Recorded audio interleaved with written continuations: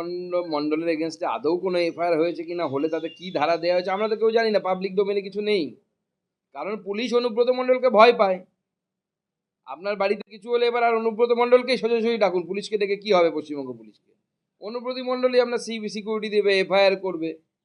যে পুলিশ নিজের বউ, নিজের স্ত্রী, মা, তাদের সম্মান বাঁচাতে পারে না, সেই পুলিশ আশা করি আপনার বাড়ির লোকেদের বা মহিলাদের সম্মান বাঁচাতে পারবে না, বা আমার বাড়ির মহিলাদের সম্মান বাঁচাতে পারবে না।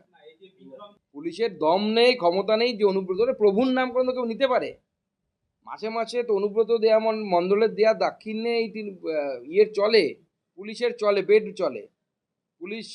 পুলিশ অফিসাররা, জেলার এসপি থেকে শুরু করে সবাই তাদের বাড়ির লোকেদেরকে গয়না টয়না কিনে দেয় অনুব্রত মণ্ডলের পয়সায়।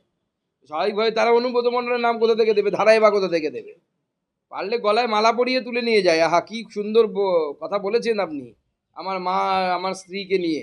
সমস্ত পুলিশ তাকে অভিনন্দন জানাবে আগামী দিনে, যে আমাদের মা সম্পর্কেও বলুন, আমাদের স্ত্রী সম্পর্কেও বলুন। সেই রকম পরিস্থিতি তৈরি হচ্ছে।